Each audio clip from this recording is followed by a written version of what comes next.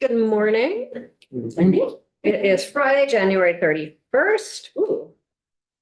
Done with January. It's 9 a.m. and we are taking up H43. This is going to be our first conversation about this idea, which I believe there's a very similar policy in the governor's budget. So when we take further testimony on the governor's budget, we will revisit it likely under that cover rather than this cover, but wanting to get started. And this seems like a good way to do it. And because we're doing it this way, we get to have Representative Morgan join us and tell us about his bill. All right, thank you, Madam Chair. I like that everybody stand by. Well, the military guys went. Hear that? That was great. We took note. Again, good morning, Chair Kornheiser, Vice Chair Canfield, and esteemed members of the House Ways and Means Committee. Thank you for having me here today to introduce to you H43. And affectionately, the big title of it is an act relating to exempting military retirement and survivor benefit income from Vermont income tax. And an important component of that is the survivor benefit piece too. It's not just those that have actually retired, it's their spouses that are surviving members of retired folks. So quite simply, the bottom line is, the bottom line up front, as we like to say, the bluff in the military is it's a tax exemption bill for military retirees. For full disclosure purposes, I'm a retired colonel from the Vermont Air National Guard. Generals Knight and Harder and I served together for decades, literally decades together. So we have a history. Yes, I would stand to benefit from passage of this bill, but more importantly, though, I'm a voice for the voices that aren't here, for all those folks that I feel that you'll hear me speak to in a moment. I'm constantly reached out to my peers and some of those that from the Army and Air National Guard. I started active duty, but finished in the Guard, and also reached out from active duty retirees in the state of going, when are you going to do something on this? When are we going to get this over the finish line? And unfortunately, I think as many of you know, sadly, many of those folks have voted with their boots and left the state. So I hope we can turn the tide on that. I was once asked by an individual that's affiliated with our body of what makes you so special.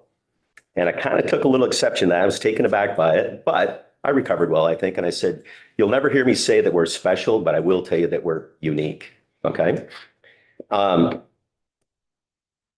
I think, and you'll have to pardon me because I know many of you know this quote well, but I'm going to repeat this from Calvin Coolidge in 1928 when he said, Vermont is a state I love. I think many of you know this quote. I cannot look upon the peaks of Ascutney, Killington, Mansfield, and Equinox without being moved in a way that no other scene could move me. It was here that I first saw the light of day. Here I received my bride. Here my dead lie pillowed on the loving breast of everlasting hills. If I can speak correctly here. I love Vermont because of her hills and valleys, her scenery and invigorating climate, but most of all because of her indomitable people. They are a race of pioneers who have almost beggared themselves to serve others. In the spirit of liberty, if the spirit of liberty should vanish in other parts of the Union and support of our institutions should languish. And running a business is hard. It's expensive. It's hard and expensive. Sorry about that. That's okay. Last bit again, because that's the big. Siri picked me up for some reason. So I'll repeat that word on that last sentence. If the spirit of liberty should vanish in other parts of the Union, support of our institutions should languish, it could be replenished from the generous store held by the people of this brave little state of Vermont. So ladies and gentlemen, soldiers, sailors, and airmen that have chosen to stay in Vermont with their retired pensions have beggared themselves to serve you and our beloved state. One doesn't have to really do anything more than talk to an old vet like me to tell you what makes us unique again. And many from our ranks have served in combat zones and austere environments, fighting what I always call the away game. And you want us to play the away game because the alternative is the home game. And the home game, ask anybody that's lived in a war-ravaged zone, is not a good prospect. So it's good. We want to play the away game. Am I correct, gentlemen? We want to do that on behalf of all the women and men that live in this country. These people have had to endure long family separations, missed birthdays, graduations, new births, weddings, and more. Many from our ranks have witnessed death and destruction and lived nightmares of horrid conditions that have left them scarred with serious and deep post-traumatic stress syndrome issues. And I can cite you many. There's an old quote out there that says, a veteran is an individual that has written a blank check made out to the United States of America for a cost up to and including the cost of their life. Most of you probably have no idea, because he's a newly elected House member, is a Gold Star father that lost his son in Afghanistan in our ranks. His son was serving with the Vermont National Guard when he lost his life, and Representative Michael Southworth would tell you that his precious son, Tristan, sure was unique. And the women and men surrounding him, his ranks, certainly were unique and are unique too. I could go on what makes us that unique, and I know I've been overusing that word, but I think you all get the picture. These men and women have given so much and richly deserve this tax relief. They aren't asking for any special pat on the back or special treatment other than affording this relief as a small way of thanking them for their service to this great land. These women or men were just beggared, as Calvin Coolidge said, in their desire to serve our great state and our great nation. They carried the flag with pride. Major General Knight will much more eloquently speak to the many things like workforce enrichment / development in Vermont by keeping retirees here. I know he'll speak to recruiting and retention of military members that work part-time in the Guard that have full-time civilian jobs in this state, and it's important to keep them here. Military members, whether retirees or one-term or first-term members coming out of the military, are well-trained and disciplined. Employers yearn for that type of employee. I'll close quickly with the fact that 75 members, yes, 75 members this year of the House co-sponsored this bill, and 21 senators have signed on to a sister bill in their body. This is overwhelming support that we have not experienced before, and I'm hopeful we can get this done. I will now get out of the way for the time to be yielded to others, but Governor Scott, as you all know, has pled for this tax relief for years. I believe it's high time we reward those that have sacrificed so much. Thank you for your time. Thank you very much. You're welcome.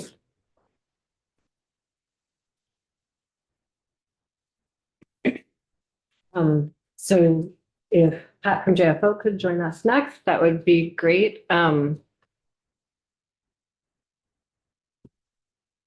This policy is an interesting one, I think, in a lot of ways, because I think sometimes folks confuse veterans and military retirees as to conflate the two. And so I think it's helpful from a fiscal perspective when we're looking at the full tax structure to distinguish them. And I think that's what JFO has done that consistently as we've talked through these issues.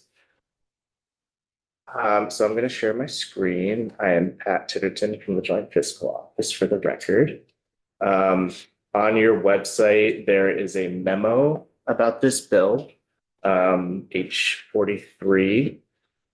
And there, just real quick, there's one other thing under my name today. It's an issue brief that came out of our office about Social Security benefits. It's also related to the GovRec. So maybe I'll be in next week, talk a little bit more about that. But for some light reading for the weekend, you can look at that. They already have a lot of light reading for the video, but thank you, Pat. It's like, oh my God. Add it to your plate. So yeah, for so for H43, sort of real big picture here, we are in consensus with the estimate that Commissioner Bolio shared with you earlier this week. I think it was. That was this week, yeah. Likewise. Yeah. So we estimate that this exemption would forego about $3.9 million in revenue annually. You know, so the population of military retirees in the state has been sort of very slowly growing over time. It's somewhat of a stable population, but the growth has been really slow. The other piece there is there are COLA adjustments made to the benefits they receive. So anyway, in the first year, like 3.9 million is sort of the estimate in foregone revenue. Very, very modest growth over time. So kind of a stable sort of tax expenditure looking forward. And just, I think this was alluded to earlier, but just to give you a sense of where we are right now, the income thresholds to be eligible for exempting up to $10,000 worth of military retiree benefits is the same as Social Security. So if you're single, that is, you can see it's in this paragraph here. If you're single, it's 50,000 or below, you have 100% of that benefit. It phases out over the next $10,000. So by the time you're earning 60,000 under current law, you wouldn't be eligible to exempt any of that income. If you're married, then it's 65,000. So then by the time you're at 75,000, you're not eligible to claim this exemption. And as the chair alluded to, our office has experienced a little confusion sort of in discourse about what this population is. There is a very clear distinction between who is a veteran and who is a military retiree. Generally speaking, and I'll look to some of the folks in the room to correct me on this, but you're a veteran, you can be kind of classified as a veteran as long as you've finished basic training. Military retirees is generally 20 years of service. And that is applicable both to, National Guard, active duty, reservists. There's some differentiation on when you can actually claim those retirement benefits based on your classification. But generally speaking, all military retirees are veterans, but not all veterans are retirees. So just to give you a kind of a sense of the scale of the difference, according to the most recent data available, there's about 34,000 veterans in Vermont, but only about 3,900 retirees. So when you think about the impact of this bill, you're only talking about that population of about 3,900. So it's not the much bigger population of veterans. It's just that 3,900 retirees. As of 2022, which is the latest Department of Defense Actuary Office of the Actuary report, there's exactly 3,921 retirees in the state. About 3,600 of them are receiving benefits. Again, that kind of comes back to when you're actually eligible to start claiming those benefits. And they received about $91 million in benefits from the Department of Defense in 2022. So on average, that was about 25,000 per retiree. In this table here, you can kind of just see how that compares to the national figures. Nationally, the average payment is about 31,000. So Vermont retirees are below average. I think the figure I have in here is about 19.5% lower than the US average. And again, just to sort of put a little bit more detail to, sort of who's receiving these payments, what your benefit amounts are set at is related to both years of service and the rank that you retire at. So officers generally have higher benefit amounts. You can see here that their average amount in Vermont, their benefit payments is about 43,000. Again, that's a bit lower than the US average. And then for the enlisted retirees, it's about 19,000. Again, compared to US average, it's about $4,000 lower. The majority of retirees are enlisted folks. You can see here that about a quarter of retirees are officers and then 3/4 are enlisted. And that tracks pretty close to the national averages. We do have a slightly higher proportion of enlisted folks compared to retired officers in the state. And again, so it's not just about the retirees. This bill also includes survivors, which can both include, spouses or eligible dependent children. Basically, a retiree can pay into these benefit plans. So upon their death, that their survivors can receive these. And again, as of 2022, the report said there were 751 Vermonters receiving survivors benefits. And they received almost $9 million. And the average was about 12,000 per recipient. So again, like I said, we're in consensus with the tax department. We're estimating this to be about $3.9 million in foregone revenue, with the forward lens being sort of very modest growth in the future.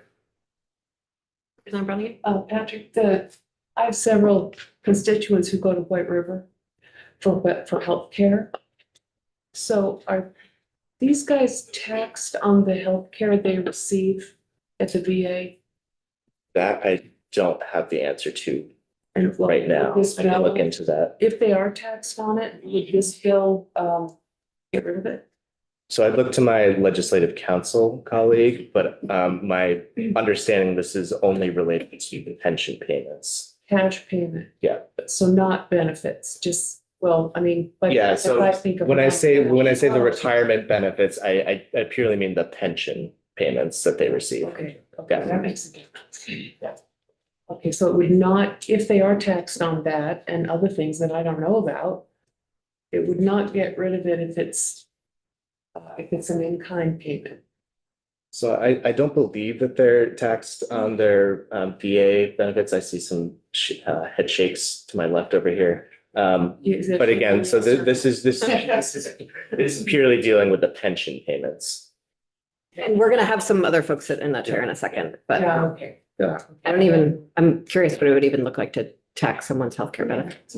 Madam Representative, Chair, yeah, real quick, so that 3,921 individuals that you can track, can you also track the number of those individuals that go back into the workforce and what they might contribute?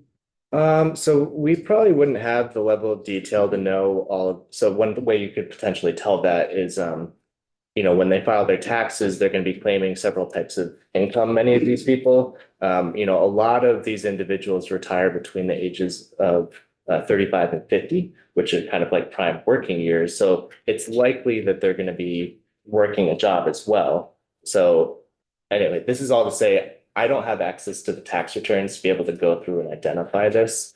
It's possible the tax department might be able to, although I know where you claim this exemption is sort of rolled into the same line of the tax form where you would claim Social Security exemption or the civil service retirement pension exemption.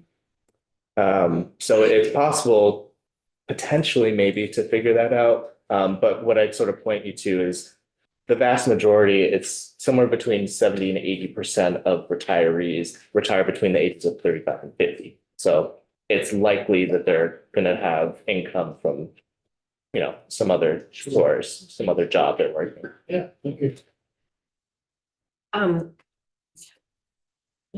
One yes, word. yes, I want to make sure we have time for other witnesses. Oh, yeah.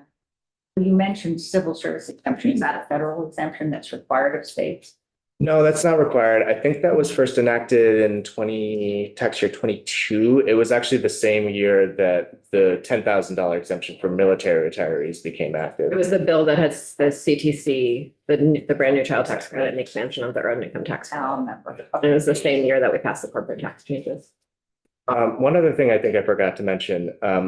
So if you're an individual who has both military retirement pension benefits and Social Security income, when you go to and you're eligible based on income for the exemptions, you can only claim one or the other of those exemptions. You can't claim both.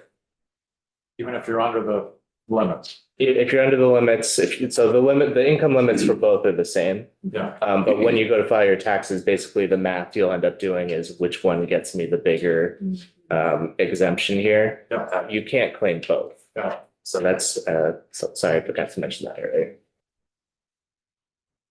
Thank you so much.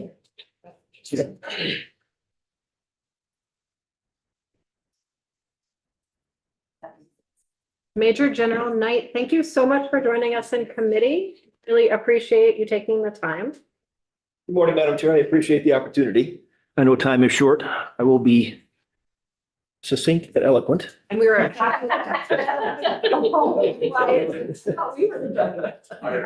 I appreciate you guaranteeing that. Thank you. And we are happy to have you back if we need to take more Thank you, time. ma'am. So in advance of this, what I did furnish was a 4-page information paper. In years past, I have generally furnished data. And then it occurred to me this year that data absent context is just data. So what the paper does, and it gets to a lot of the things that Patrick was talking about. My numbers are probably not as refined as the CFO or the Joint Fiscal Office, but I'll get you in the ballpark. My conversation today is from a workforce development perspective. And very simply put, Vermont can do better. Any number of websites will tell you where we fall on best places for military retirees. 49th is not an admirable position to be in. We have a lot to offer here. I just think we should do a better job marketing it. I am not naive. I don't believe that not taxing military pensions is a cure-all, but it certainly is a tool. It's in the paper and I will speak to some detail about this. We're changing our focus somewhat to go after the prior service military market, and I explained to what that is in the paper. But for instance, you have somebody coming off of their term of active duty. Could be 4 years or 6 years. They might be a first lieutenant or captain, perhaps a junior non-commissioned officer. If they're relocating to the Northeast, we want a shot at that population. They have the experience, they have the security clearances, they've got the work ethic. They can continue service in the Guard. And what this does is it pairs very nicely with our other initiative, and it's also in the paper, the Partnered Recruiting Initiative for Military and Employers. And as you know, we have to have an acronym. So we call it PRIME. And what we've done is partnered with Vermont employers. And we're guaranteeing an interview with our Guard members. And just this year, we've recently expanded that to be inclusive of their dependents and inclusive of internships. So we want to grow the workforce here. I know within the Guard serving in uniform or their families, we probably have people that are unemployed or underemployed. We can partner them with a participating employer and at least get them an interview and align them with employment success. So if I use as an example, Fort Drum, which is our nearest active duty installation. Fort Drum is small by Army standards, but there's about 15,000 soldiers there. Now, if I use a thumbnail of 12% attrition rate, leaving the service for some reason, either their first term or as a retiree, that means to me 1,800 people are leaving Fort Drum every year. Where are they going? Now, you exponentially, if you looked at Fort Cavazos, Fort Liberty, Fort Moore, Nellis Air Force Base, Norfolk Naval Station, all of the above, they could continue service in our Guard. What this tool does is it allows us to make Vermont more attractive. And we can make that a part of our marketing pitch to those, and every service has a transition team when folks are separating from the service. We're building relationships with those teams to make Vermont attractive and a destination for them. Our desire, I want them to continue service if they can. And Patrick was right. I'm an aberration. I'm an old soldier. I have 42 years in the military, so almost as long as you've been alive, Madam Chair. But imagine those young folks that are coming off, because they will join. Hypothetically, somebody joins at age 18. They retire at age 38. They have an entire career ahead of them. Bring them here. Make them a part of our workforce. And one thing that Patrick didn't identify, because it's not well publicized, we now have a blended retirement system, which functions like a 401k. So somebody can leave the service instead of having to wait. And it was a very small percentage. It actually made it to 20 and earned a pension. The blended retirement is more of a 401k. And what it does for a mid-careerist is it does pay incentive to keep them, which we want. If they want to stay for 20, they certainly can and earn a longevity retirement. But even if somebody comes out of the service with 10 years of service, let's make it attractive for them to come here. But I think we've got a really, really great opportunity here to partner with our employers, partner with the Guard, and make Vermont a destination. And there's a lot of other information in here. Patrick is right. Some of the specifics, and again, my numbers may be a little bit off. I do know, I don't have the most recent data, but I could tell you in 6 years, we had 475 military retirees in the Vermont Guard. And yet conversely, our military retiree population in Vermont has grown incrementally. So that's what we're looking to fix. But I appreciate the opportunity, Madam Chair. Thank you very much. The 401k opportunity is how long does someone need to serve, or what status does someone need to? So I believe they are vested actually at 2 years. Yep, I believe it's 2 years. And anyone, regardless of rank, can after 2 years? Okay. So that way they have something to take with them. Recognition of their service. That's helpful context. I appreciate you joining us. Thank you very much. Director Burke? Not here. Oh. Okay. I heard there were people on the sidelines that were interested in testifying. One person can have 4 minutes if they're interested. Good morning. Good morning. Yeah, thank you for this opportunity to address the committee. My name is Gary DeGasta. I am a retired U.S. Army Department Colonel. I am also retired U.S. Department of Veterans Affairs Senior Healthcare Executive. In fact, I was the director of the VA Medical Center, White River, for 20 years. I could respond to your earlier question, but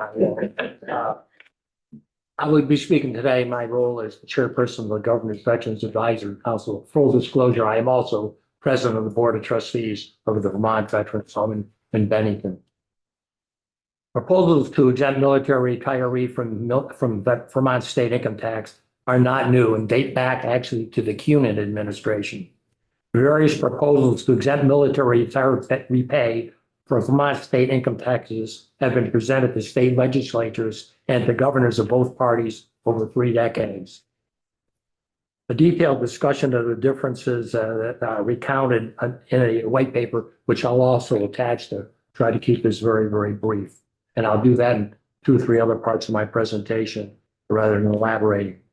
Over the years, the risk aversion rationale for non-support for both legislators as well as incumbent governors has basically remained unchanged. There are 2 key arguments for this non-support. First, the loss of, and I have a number 2.8 million, but I heard earlier that number may be $3.9 million in tax revenues.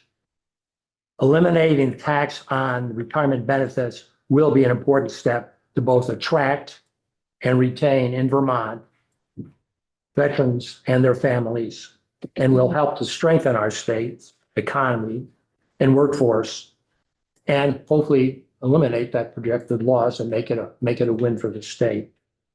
Second, it's another concern, and that's the worry about other groups that, for example, teachers, policemen, firemen, and other first responders, that they too would want the same kind of benefits as being requested for exempting military retirement pay.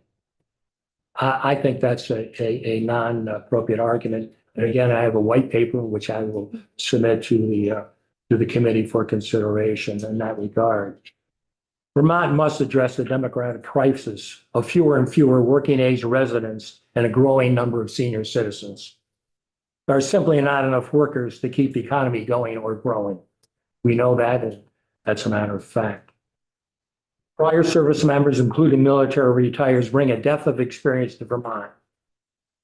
If Vermont can grow its military population of retirees as well as veterans, the Vermont National Guard, as you heard from General Knight, will possibly benefit as well. Uniformed service members have a strong work ethic and skills that can crosswalk into work opportunities in Vermont. Furthermore, the group typically falls into exact age band the state needs to attract and live here in Vermont, younger folks with families who are continuing to work in the workforce. And I'm going to talk about some numbers, and I too like the general, these numbers are going to be somewhat dated, but historic data basically showing only an incremental growth in the number of retirees in the state over a period of a dozen or so years. That's very tragic in the minds of some of us. State military retiree population only grew also incrementally, roughly 100 over a period of 10 or 12 years. These numbers may in part be due to the fact that Vermont, as the general has stated, ranks very low, 49th out of 51 states, including the District of Columbia, as the best place for military retirees. According to Kiplinger as well, Vermont is in the bottom 10 of the quote worst states to retire in, and that's due to taxes. Vermont's Joint Fiscal Office briefing, as you just heard a moment ago, estimates, and they said roughly 91 million, but give or take, however you count, that's a fair number of dollars are brought into the state by military retirees and their families. For the committee's perusal, I will also submit a testimony, 2 documents, one entitled Frequently Overlooked Facts About Military Retirees, and a second one, An Etiology of Military Retiree Pay Systems. The latter document explains the major differences between active duty and the Guard and Reserve military systems, and they're significant. And as a retiree from the Army Reserve, I can validate that. In its deliberations, I urge the committee to not forget about the dependent military retirees' families receiving benefits under the Survivors Benefits Plan, and the general has alluded to that These individuals are extremely well deserving and they depend very heavily on the benefits they receive from their retirement. Vermont can and should make itself more attractive, specifically in the private service military market. Not taxing military pensions is an important tool in making Vermont a destination for prior service and active duty members, as well as military retirees. I will end my testimony today, and I'm doing it in almost 4 minutes. Thank you. By quoting from a white paper that we created in the Chief Act back in 2018, quote, eliminating state income tax for military retirees is not a silver bullet and will not resolve all issues. However, stemming the exodus of military retirees from the state, as well as attracting new retirees, will offer the potential to increase the inflow of first-class retirees and not an insignificant number of federal dollars to the Vermont economy. Continuing with that quote, the passage of legislation to exempt military retiree pay from state income tax would send an important message to Vermont, to veterans looking to stay or to return to the state of Vermont and those considering moving here. I submit that Vermont really does need to talk about and care for and support its veterans and their families, and the Green Mountain State should be welcoming to them. That completes my testimony. I'm glad to respond to any issues or questions. Thank you so much, sir. I really appreciate your time and your service. I want to be clear that historically, the decision not to do this or to do this in a limited way is not a statement on the value of anyone's service to our country or our government. It's that sort of core to the principles of a good tax system is that we don't exempt types of income, but rather focus on levels of income and income brackets as we construct our tax system.